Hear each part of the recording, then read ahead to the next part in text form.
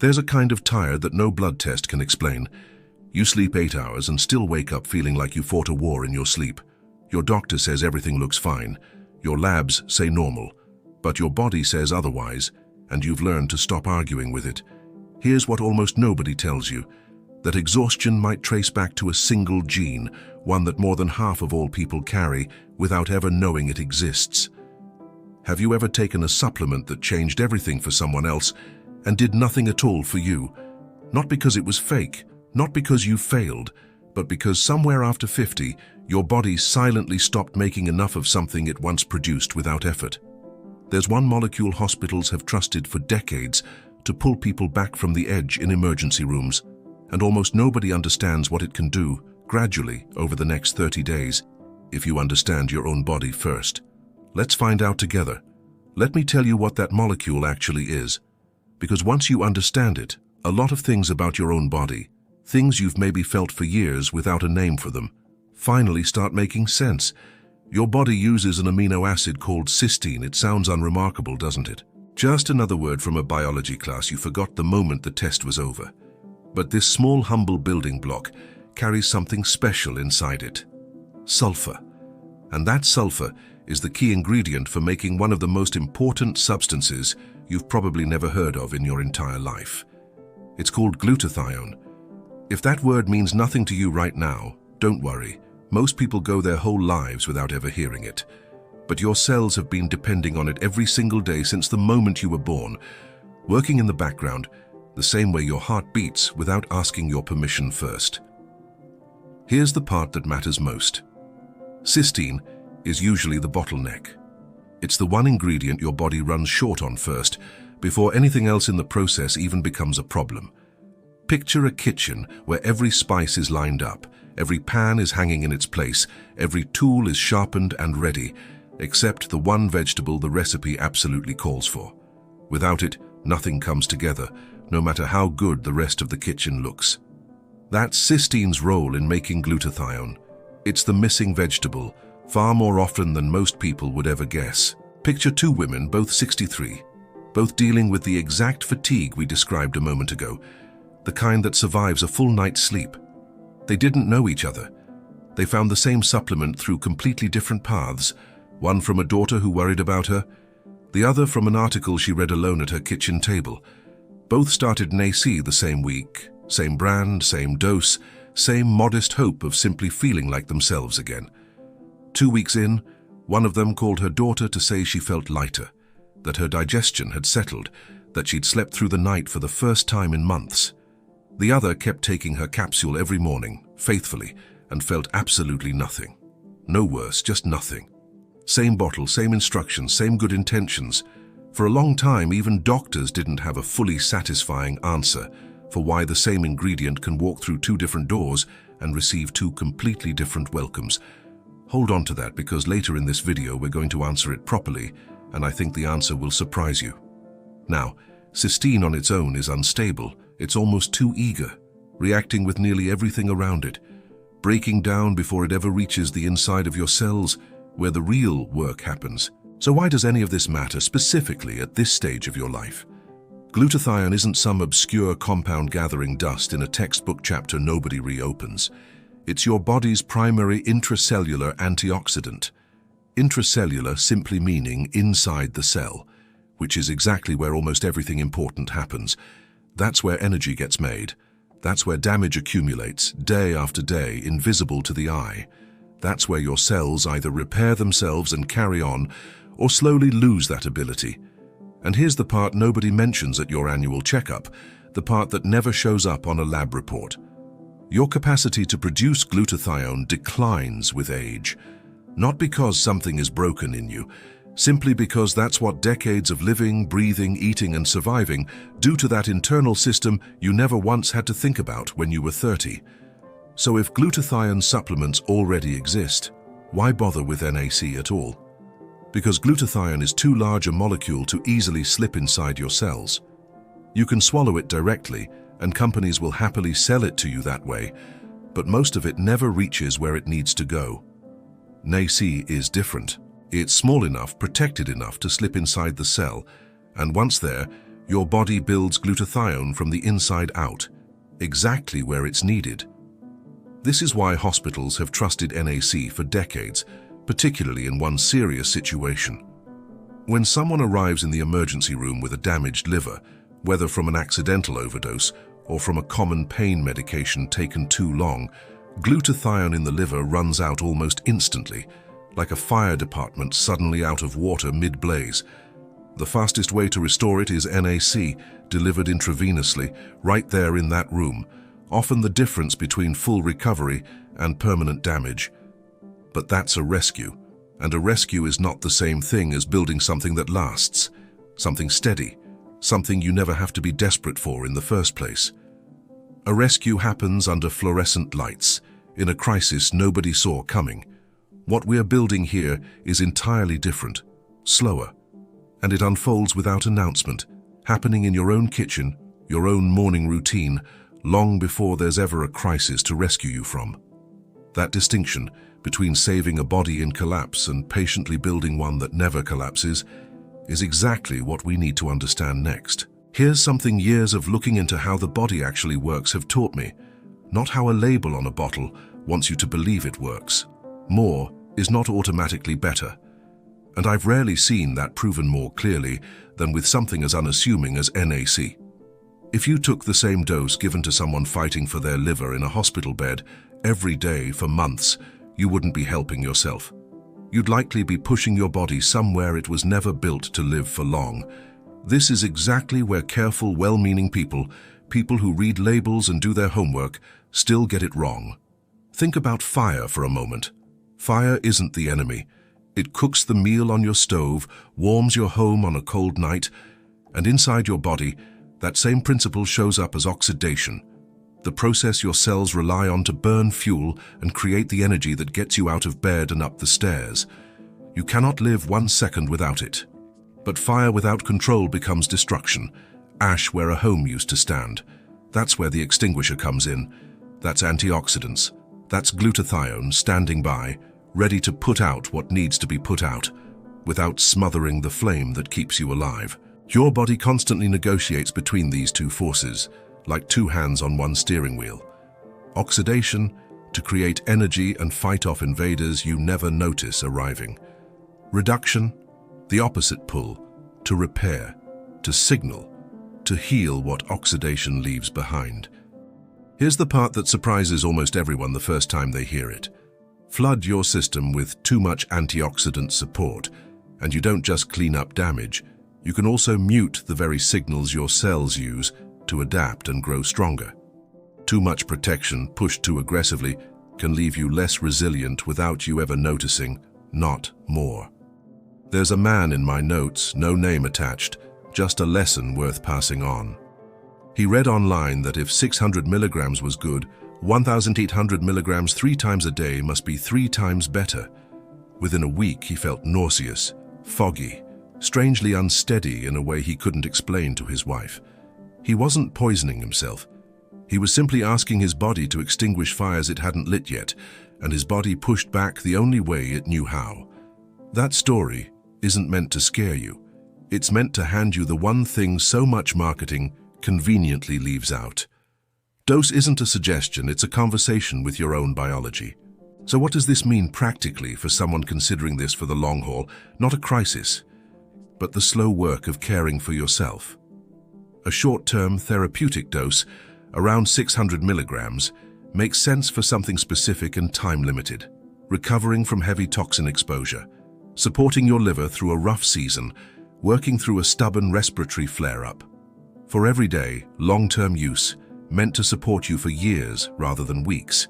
Research points towards something far smaller doing the job just as faithfully, closer to 100 to 200 milligrams a day, taken consistently in the morning, ideally before food enters the picture.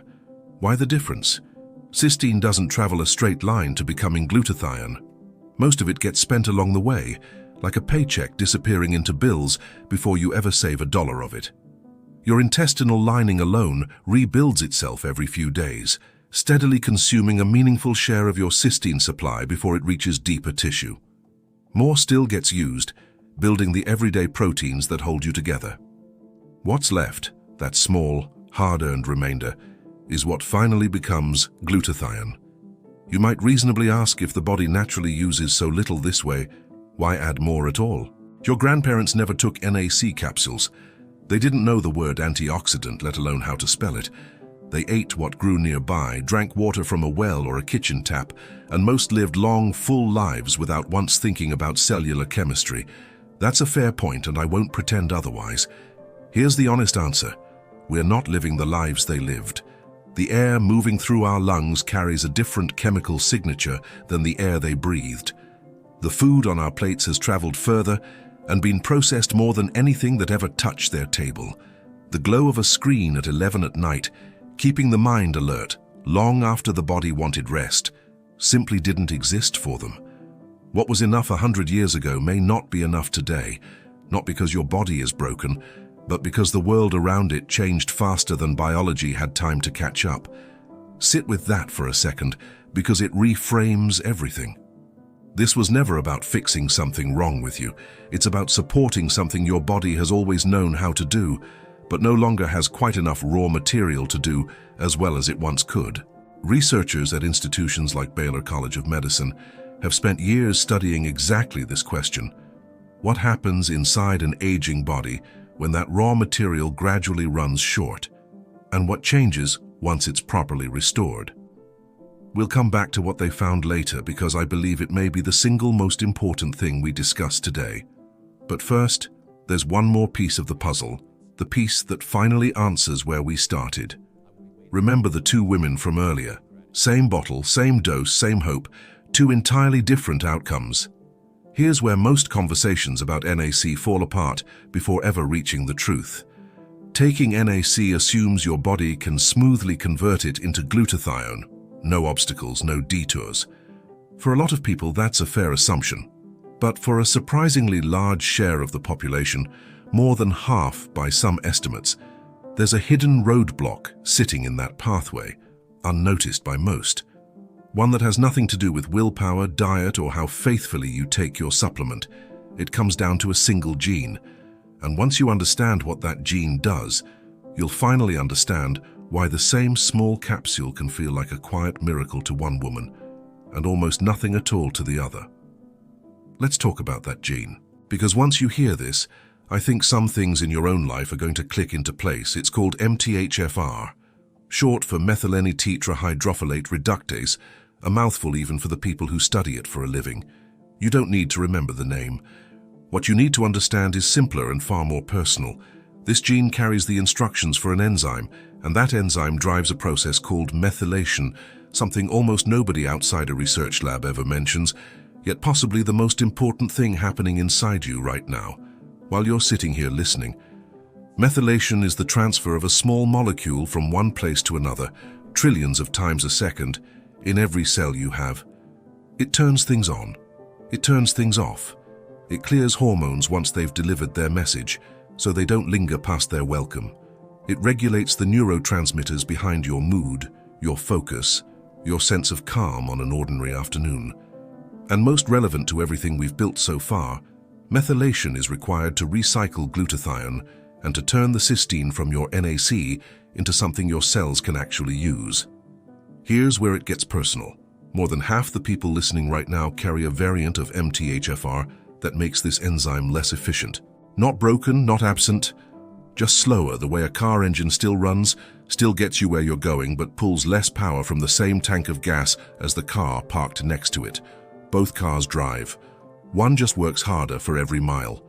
If that's you, here's what happens in the background with no obvious warning sign. Your body struggles to recycle homocysteine, a byproduct of normal metabolism that's usually converted back into useful compounds, glutathione among them. With a sluggish enzyme, it builds up instead, the way sediment settles at the bottom of a river you never think to look at. And this is not a harmless bystander. Elevated homocysteine is an independent risk factor for heart disease, separate from cholesterol, separate from blood pressure. If you've ever had blood work come back with a homocysteine number your doctor mentioned briefly and moved past, this may be the missing half of that conversation. And if heart disease runs in your family, this gene may be part of an explanation nobody ever handed you. I want to be careful here. This isn't a diagnosis, and it doesn't mean something is wrong with you. It's a variation, about as common as brown eyes. It simply means your body may need a little more support to do what it's already trying to do. Remember the two women from earlier. Same bottle, same dose, same hope? Here's the honest answer to why one felt lighter within 2 weeks and the other felt nothing. For someone with a well-functioning MTHFR gene, plain NAC is often all their body needs. For someone carrying this common variant, it's like delivering fresh ingredients to a kitchen where the stove barely lights. The cysteine arrives right on schedule. The conversion into glutathione just moves slower than it should. What helps close that gap? Active forms of B12, active folate, sometimes B6, not synthetic versions that demand extra conversion steps from an enzyme that's already behind, but the forms your cells can use immediately. I know this is a lot of biology at once. Take a breath because we're about to bring it down to something you can actually feel in your own body, and what that might mean for the two things people your age fear losing most. So let's walk through what tends to unfold over roughly 30 days gradually beneath the surface, long before anything shows up in a mirror. Early on, your liver starts catching up on work it never had enough raw material for. Phase 2 detoxification runs more efficiently, and fewer reactive byproducts spill into the rest of your body. For some people that shows up as calmer digestion, less bloating after meals. For others it's their skin, fewer unexplained flare-ups. Deeper in, oxidative stress begins to ease. That's the fire we talked about, and glutathione finally has enough water in the tank to do its job. Your mitochondria, the tiny structures that produce your energy, start working more cleanly, less waste, less friction. People rarely describe this as a burst of energy. It's subtler than that. Fewer afternoon crashes. Recovering faster after a hard day instead of feeling wiped out for 2. There's something else that matters, especially after 50. As methylation runs more smoothly, some people notice their nervous system settling in a way they hadn't expected, less of that wired feeling at 11 at night, a little more space between a stressful moment and your reaction to it. For many, that becomes something as valuable as anything money can buy at this stage of life: better sleep. And there's the original use hospitals have relied on for decades, that mucolytic effect, breaking down thick mucus. As oxidative damage to your airways and digestive tract decreases, people often report steadier breathing and a more predictable gut. Now, I want to be honest with you, because that's the whole point of this channel. You might be thinking this sounds almost too good for something this small, this inexpensive. That skepticism is earned. So let me be clear about the limits too. Not everyone responds the same way or on the same timeline. Some notice shifts within a week, others need the full 30 days. A small number won't notice much at all, and that's not a failure, it's simply biology being individual, the same seed in different soil. If you've made it this far sitting through the biology and the honest complexity instead of skipping to a shortcut, that tells me something about you. If that's who you are, I'd love for you to become part of this channel. Hit subscribe and come back tomorrow because we go this deep every day. I'm curious, have you ever had blood work come back with an elevated homocysteine number and had a doctor mention it briefly without really explaining it? Tell me in the comments. I read everyone, and that's usually where the most important conversations here begin. None of what we've covered happens because NAC is a miracle in a bottle. It happens because you're giving your body a raw material it's been running short on. One honest exception. A small number of people are unusually sensitive to methylation support. If you feel worse, more anxious, more wired instead of calmer, that's real information worth bringing to your doctor rather than pushing through. And there's one more layer to this story, maybe the most important one, because it goes beyond feeling a little better day to day. It has to do with what NAC has been shown to do, specifically after 50, for the two things we fear losing more than almost anything else: our strength and our sharpness. That's what we're going to talk about next. Let's go back to where we started. That kind of tired that no blood test can explain. The kind where you sleep 8 hours and still wake up feeling like you fought a war in your sleep, while your labs sit there, calmly, insisting everything is fine. I told you at the beginning that this might trace back to a single gene, and it does. But there's a second thread to this story, one that doesn't live in your genes at all, one that lives in something far more fixable, and it's time to finally pull it into the light.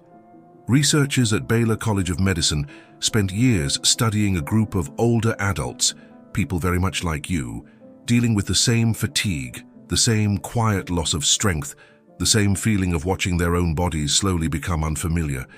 They weren't testing NAC alone. They were testing NAC paired with another amino acid, one even simpler, even humbler than cysteine, called glycine. Together, the two are sometimes referred to as GlyNAC.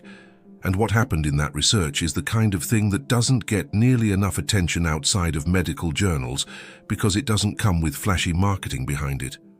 Older adults given this combination for several months didn't just report feeling a little better, the way we've described throughout this video. Their glutathione levels, measured directly inside their cells, rose back toward levels typically seen in people decades younger.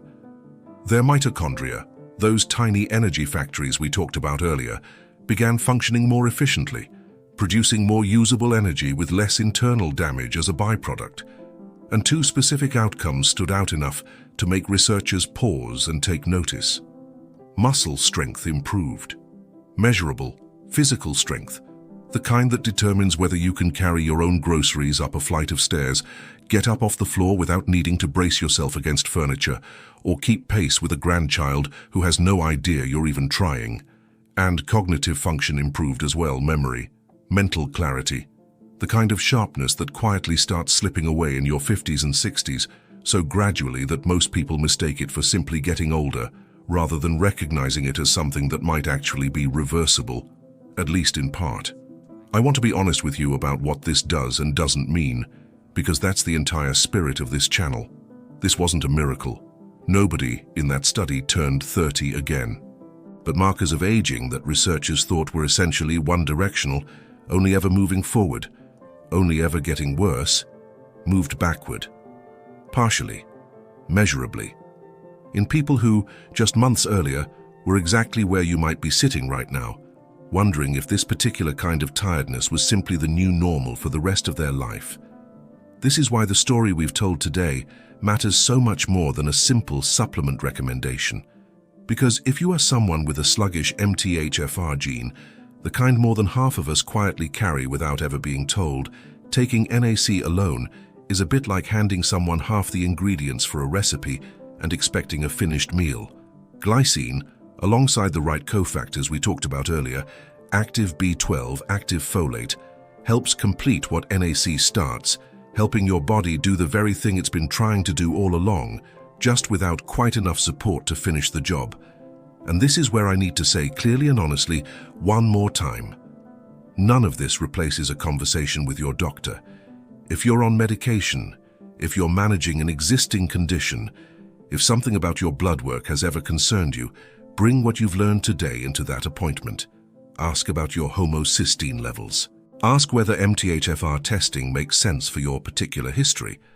A good doctor won't dismiss those questions. They'll welcome a patient who's finally asking the right ones, the ones your blood work alone was never going to answer for you. Remember the two women from earlier in this video, the same bottle, the same dose, the same quiet hope, two entirely different outcomes. I think about them often because their story isn't really about a supplement at all. It's about how easily we assume our bodies all run on the exact same engine, and how much relief there can be in finally understanding that they don't, that there was never anything wrong with either of them, just a difference biology had been quietly managing on its own, waiting for someone to finally explain it out loud. So here's what I'll leave you with. That tiredness that started this whole conversation, the kind no blood test explains, it's not a character flaw, it's not something you failed to prevent. It's biology, aging honestly, the way biology always eventually does. But biology also responds, patiently, faithfully, the moment you finally give it what it's been quietly asking for all along. If this video gave you a piece of the puzzle nobody had handed you before, that's exactly why this channel exists. Subscribe, come back tomorrow, and bring your questions with you because we're going to keep having these conversations. Honestly, one gene, one molecule, one overlooked truth at a time, for as long as you're willing to keep asking them with me.